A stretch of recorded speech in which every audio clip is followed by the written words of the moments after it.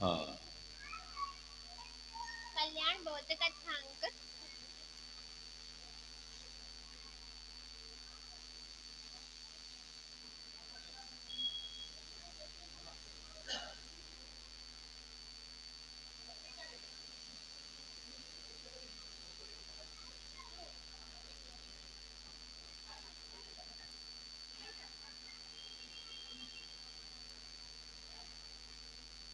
हाँ। कल्याण बौद्ध कथांक 39 नंबर कथा। जाहि निकारो गेहते क्यों न भेद कही दे। कुंभकर्ण सहित अनेक राक्षस सेनापतियों का वध हो जाने पर इंद्रजित मेघनाद ने युद्ध भूमि में मायामयी सीता का वध कर दिया। इससे सारा रामदल शोक संतप्त हो था और स्वयं श्री राम भी मूर्छित हो गए। यह देखकर विभीषण ने उनसे कहा, हे महाबाहो, राक्षस इंद्रजित वानरों को मोह में डालकर चला गया है। जिसका उसने वध किया था वे मायामयी जानकी थी, ऐसा निश्चित समझिए। हाँ, विभीषण। और इस समय निकुंभला मंदिर में जाकर होम करेगा। मेघनाद वही होम करेगा। और जब होम करके लौटेगा उस समय उस रावण कुमार को संग्राम में परास्त करना इंद्र सहित संपूर्ण देवताओं के लिए भी कठिन होगा। निश्चय ही उसने हम लोगों को मोह में डालने के लिए ही माया का प्रयोग किया है।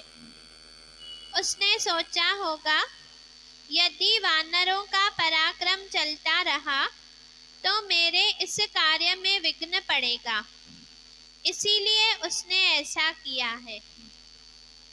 अतः जब तक उसका होम कर्म समाप्त नहीं होता उसके पहले ही हम लोग सेना सहित निकुंभला मंदिर में चले।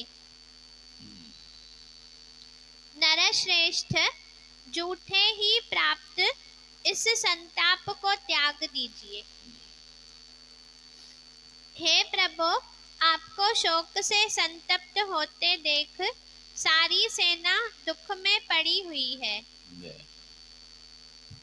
आप तो धैर्य में सबसे बड़े चढ़े हैं, अतः स्वस्थ चित्त होकर यहीं रहिए और सेना को लेकर जाते हुए हम लोगों के साथ लक्ष्मण जी को भेज दीजिए।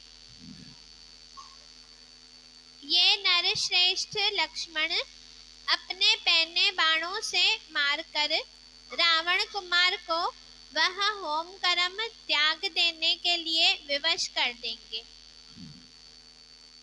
इससे वह मारा जा सकेगा।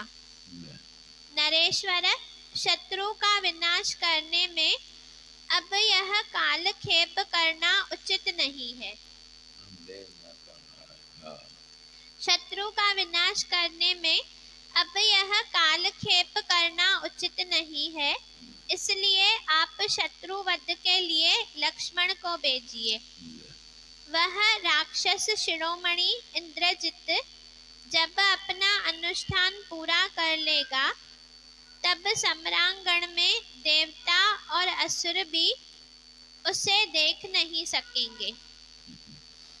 अपना कर्म पूरा करके जब वह युद्ध की इच्छा से रणभूमि में खड़ा होगा, उस समय देवताओं को भी अपने जीवन की रक्षा के विषय में महान संदेह होने लगेगा।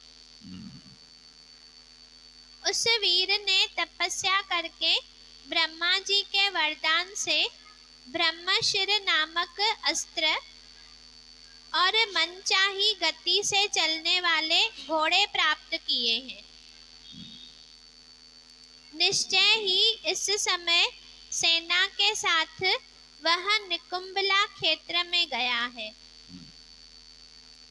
वहां से अपना हवन कर्म समाप्त करके यदि वह उठेगा तो हम सब लोगों को उसके हाथ से मरा ही समझिए।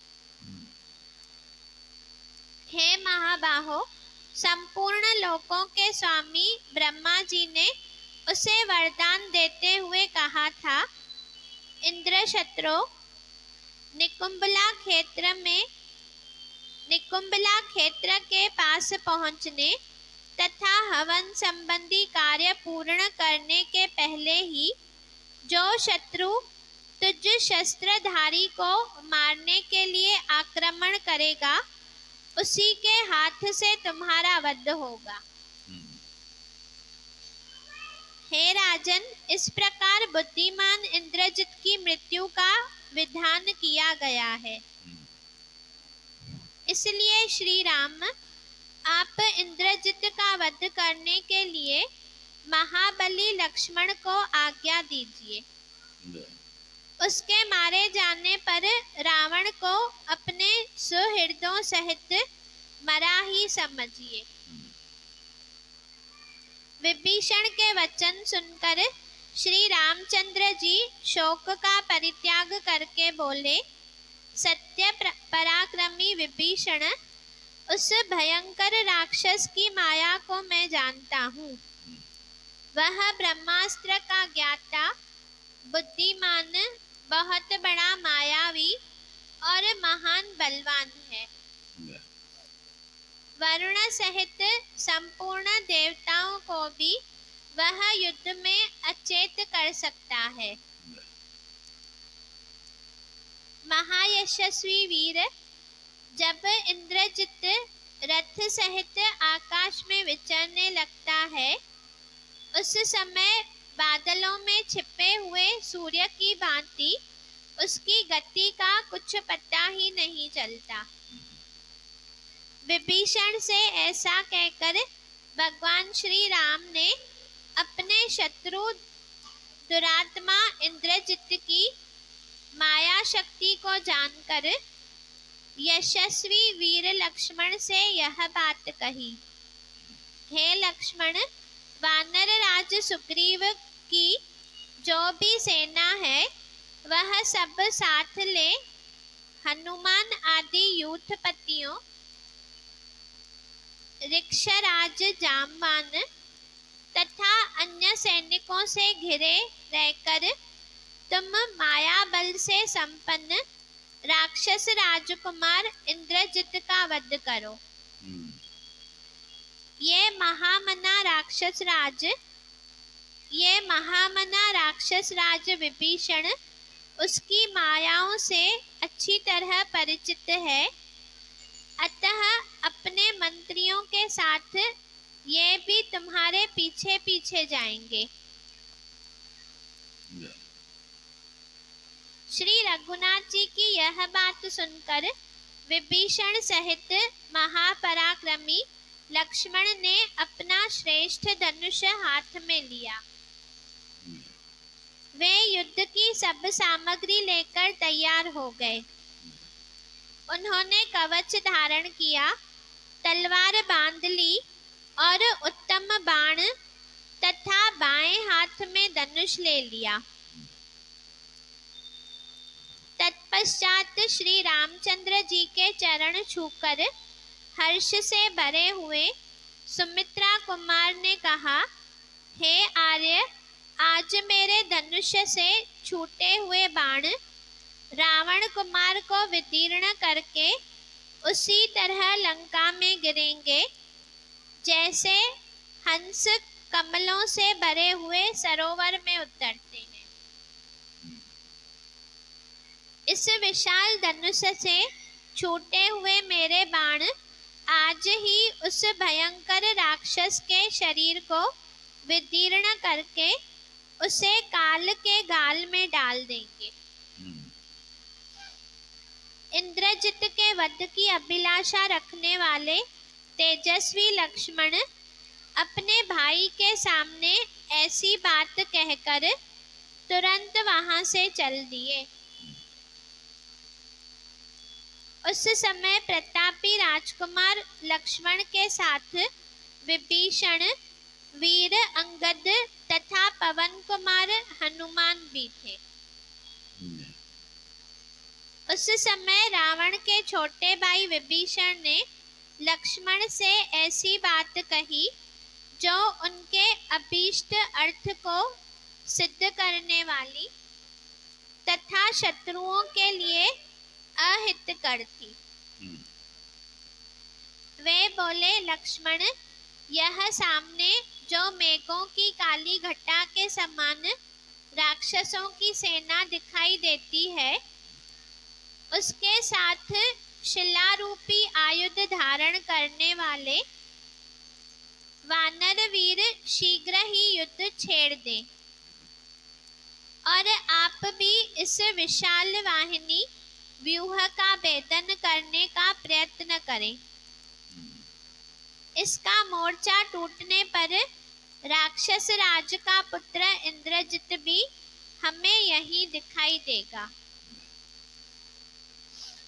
अतः आप इस हवन कर्म की समाप्ति के पहले ही वज्रतुल्य बाणों की वर्षा करते हुए शत्रुओं पर शीघ्र दावा कीजिए। हे वीर, वह दुरात्मा रावण कुमार बड़ा ही मायावी, अधर्मी, क्रूर कर्म करने वाला और संपूर्ण लोकों के लिए भयंकर है, अतः इसका वध कीजिए। ऐसा कहकर हर्ष से भरे हुए विभीषण धनुर्धर सुमित्रा कुमार को साथ लेकर बड़े वेग से आगे बढ़े। थोड़ी दूर जाने पर विभीषण ने एक महान वन में प्रवेश करके लक्ष्मण को इंद्रजित के कर्म अनुष्ठान का स्थान दिखाया।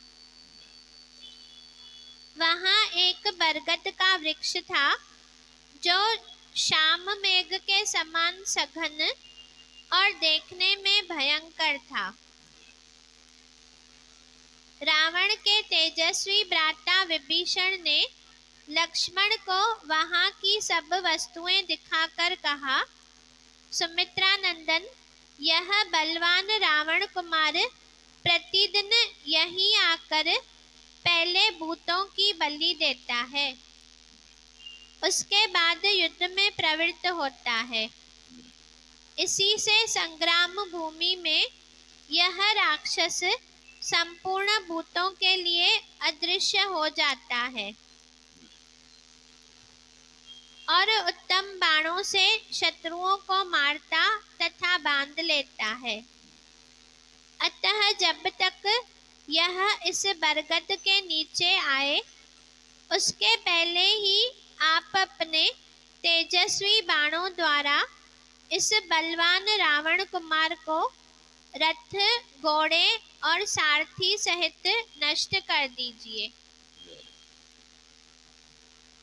तब बहुत अच्छा कहकर मित्रों का आनंद बढ़ाने वाले महातेजस्वी सुमित्रा कुमार अपने विचित्र धनुष की टंकार करते हुए वहां खड़े हो गए। इतने में ही बलवान रावण कुमार इंद्रजित अग्नि के समान तेजस्वी रथ पर बैठा हुआ कवच, खड्ग और ध्वजा के साथ दिखाई पड़ा। तब महातेजस्वी लक्ष्मण ने पराजित न होने वाले पुलस्त्य कुलनंदन इंद्रजित से कहा, राक्षस कुमार, मैं तुम्हें युद्ध के लिए ललकारता हूँ। तुम अच्छी तरह संभल कर मेरे साथ युद्ध करो। लक्ष्मण के ऐसा कहने पर महातेजस्वी और मनस्वी रावण कुमार ने वहां विभीषण को उपस्थित देख कठोर शब्दों में कहा, राक्षस, यही तुम्हारा जन्म हुआ और यहीं बढ़कर तुम इतने बड़े हुए। तुम मेरे पिता के सगे भाई और मेरे चाचा हो, फिर तुम अपने पुत्र से यानी मुझसे क्यों द्रोह करते हो? दुर्मते, तुम में न तो कुटुंबी जनों के प्रति अपनापन का भाव है, न आत्मीय जनों के प्रति स्नेह है और न अपनी जाति का अभिमान ही है। तुम में कर्तव्य अकर्तव्य की मर्यादा, भ्रातृ प्रेम और धर्म कुछ भी नहीं है। तुम राक्षस धर्म को कलंकित करने वाले हो। हे दुर्बुद्धे, तुमने स्वजनों का परित्याग करके दूसरों की गुलामी स्वीकार की है, अतः तुम सत्पुरुषों द्वारा निंदनीय और शोक के योग्य हो। नीच निशाचर, तुम अपनी शिथिल बुद्धि के द्वारा इस महान अंतर को नहीं समझ पा रहे हो कि कहाँ तो स्वजनों के साथ रहकर स्वच्छंदता का आनंद लेना और कहाँ दूसरों की गुलामी करके जीना है।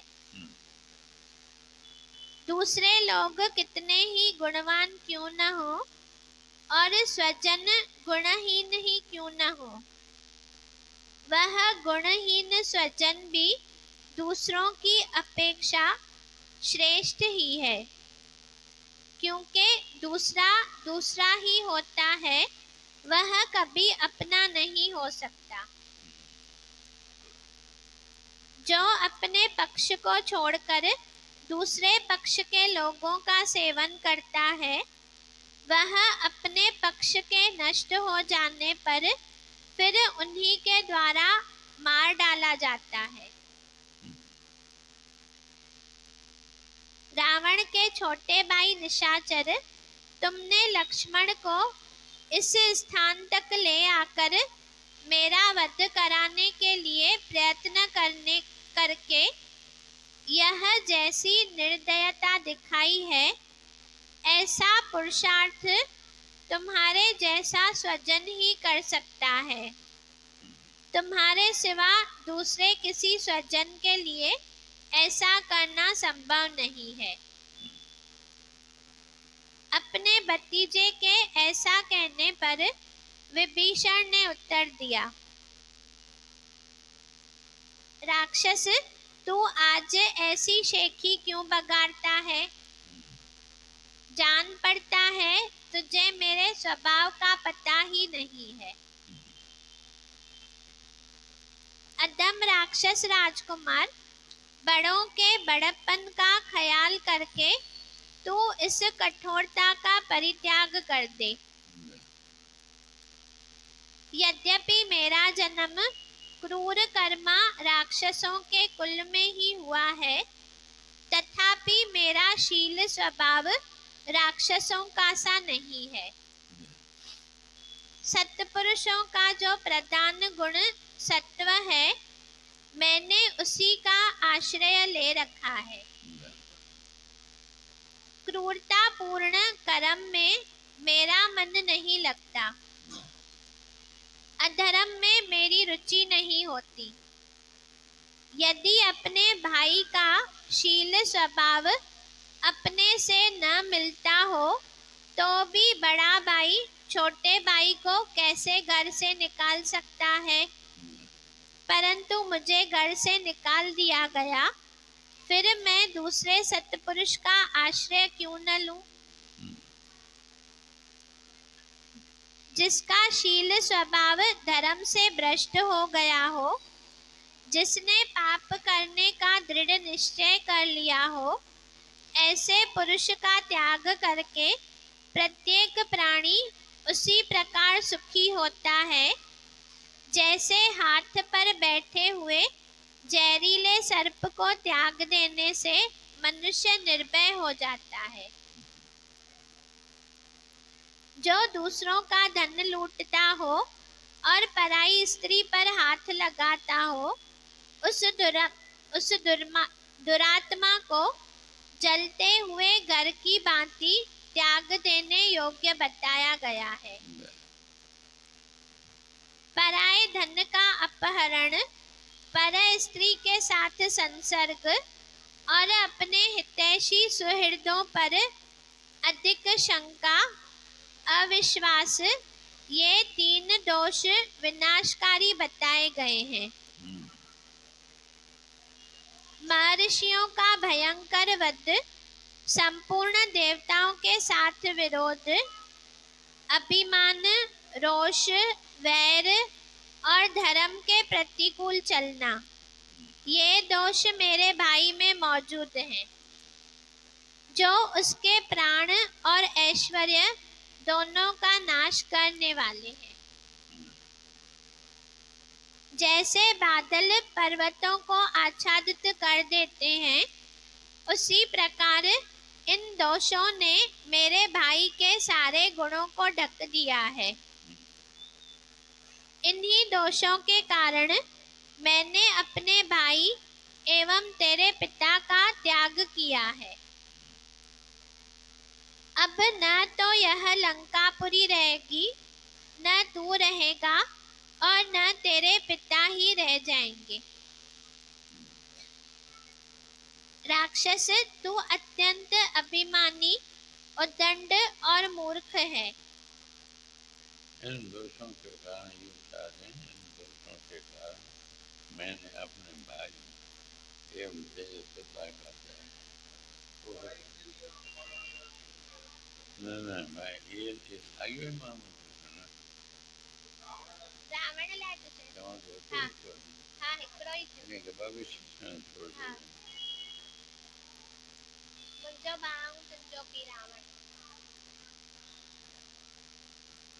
और मैं वो हिकड़ो ही मानो हाँ भविष्य में जोड़े बात तो जोड़े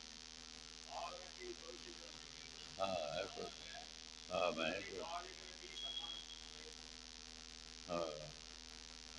उन्हें ना तो पीवा जो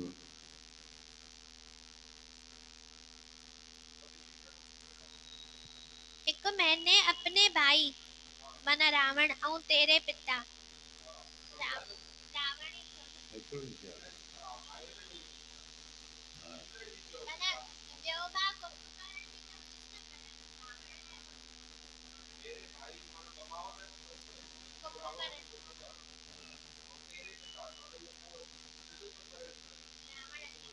अच्छा भी भाव इन्हीं नाते में भाव भी आप तो नक्की इन्हीं दोषों के कारण मैंने अपने भाई और तेरे पिता का त्याग किया।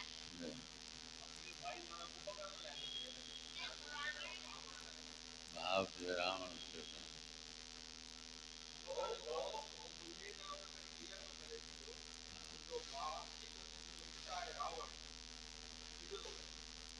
तो ज्ञान नहीं चवे तो ठीक है, अर्थात ज्ञान नहीं है, लेकिन तब बिनी जो समझो कुंभकर्ण जो भी और रावण बिनी जो त्याग करा तो तुझा पी भी जो भाव भी मुझे कुंभकर्ण है वो भी बिनी जो मां त्याग करे ये भी निकले ठीक है। अब न तो यह लंकापुरी रहेगी, न तू रहेगा और न तेरे पिता ही रह जाएंगे। हे राक्षस, तू अत्यंत अभिमानी, उद्दंड और मूर्ख है, काल के पाश में बंधा हुआ है, इसलिए तेरी जो जो इच्छा हो मुझे कह ले। नीच राक्षस, तूने मुझसे जो कठोर बात कही है उसी का यह फल है कि आज तुझ पर यहाँ घोर संकट आया है। जय अब तू बरगद के नीचे तक नहीं जा सकता। जय ककुत्स्थ कुलभूषण, जय लक्ष्मण का तिरस्कार करके तू जीवित नहीं रह सकता, अतः इन नर देव लक्ष्मण के साथ रणभूमि में युद्ध कर। जय यहाँ मारा जाकर तू यमलोक में पहुँचेगा और देवताओं का कार्य करेगा, उन्हें संतुष्ट करेगा। जय यहाँ मारा जाकर तू यमलोक में पहुँचेगा और देवताओं का कार्य करेगा, उन्हें संतुष्ट करेगा। जय अब तू अपना बढ़ा हुआ सारा बल दिखा, समस्त आयुधों और सहायकों का व्यय कर ले।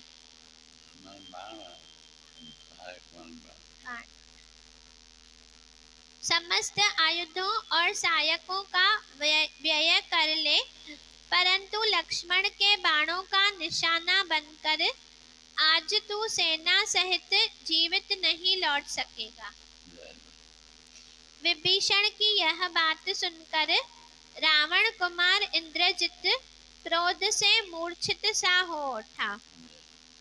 वह रोष पूर्वक कठोर बातें कहने लगा और उछलकर सामने आ गया और बोला, हे लक्ष्मण, उस दिन रात्रि युद्ध में मैंने वज्र और अश्नि के समान तेजस्वी बाणों द्वारा जो पहले तुम दोनों भाइयों को रणभूमि में सुला दिया था और तुम लोग अपने अग्रगामी सैनिकों सहित मूर्छित होकर पड़े थे, मैं समझता हूँ उसका इस समय तुम्हें स्मरण नहीं हो रहा है। विषधर सर्प के समान रोष से भरे हुए मुझे इंद्रजित के साथ जो तुम युद्ध करने के लिए उपस्थित हो गए, उससे स्पष्ट जान पड़ता है कि यमलोक में जाने के लिए उद्यत हो। राक्षस राज के बेटे की वह गर्जना सुनकर रघुकुल नंदन लक्ष्मण कुपित हो उठे। उनके मुख पर भय का कोई चिन्ह नहीं था। वे उस रावण कुमार से बोले, हे निशाचर, तुमने केवल वाणी द्वारा अपने शत्रुवध आदि कार्यों की पूर्ति के लिए घोषणा कर दी, परंतु उन कार्यों को पूरा करना तुम्हारे लिए बहुत ही कठिन है। जो क्रिया द्वारा कर्तव्य कर्मों के पार पहुंचता है, अर्थात जो कहता नहीं काम पूरा करके दिखा देता है, वही पुरुष बुद्धिमान है। यह कहकर लक्ष्मण ने एक उत्तम बाण को ऐन्द्रास्त्र से संयोजित कर इंद्रजित पर चला दिया, जिसने उसके मुकुट कुंडल मंडित मस्तक को धड़ से पृथक कर दिया। इस प्रकार विभीषण के द्वारा वेद बता दिए जाने के कारण इंद्रजित की मृत्यु हुई, अतः अपने कुटुंबियों को कभी भी अपमानित नहीं करना चाहिए।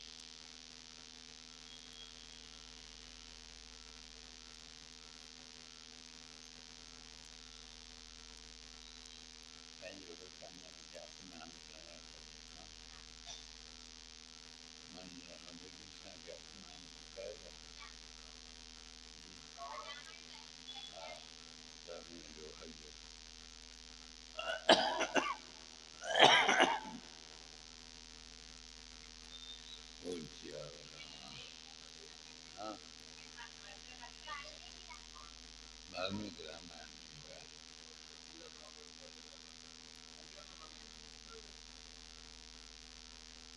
अर्जुन कथा है कि बेकार न समझे जो कहीं वक्त दे कहीं जे कम अची कार करती सके तो कैसे बेकार न समझे जो कहीं वक्त दे कहीं जे कम अची कार करती सके बेकार समझे विभीषण के चले नहीं जब उन्हें कम अची हो राम जे हाँ न कार करती है ये अलग है तो बच्चा सुख हाँ बराबर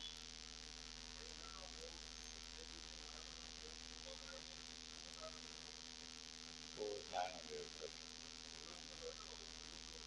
हाँ हाँ हाँ बहुत ध्यान राम हाँ जय बराबर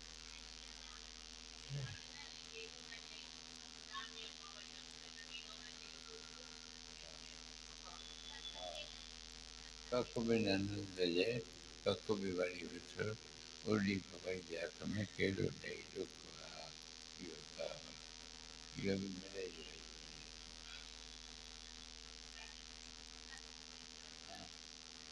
कख भी नंदन दजे कख भी वरी विठो उडी पवई जैक में केॾो ॾेई दुख कख भी नंदन दजे कंहिंजे बि अपमान न कजे निंदा न कजे हा इहा ई ॻाल्हि साॻी आहे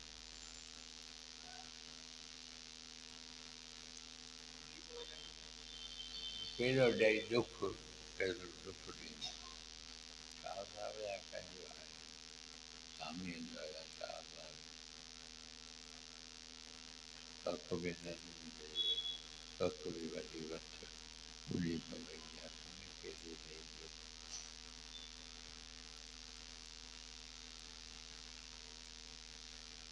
बोल सियावर देव कृष्ण शीतला सप्तमी की अचन वारी जन्माष्टमी की कृष्ण चंद्र कथा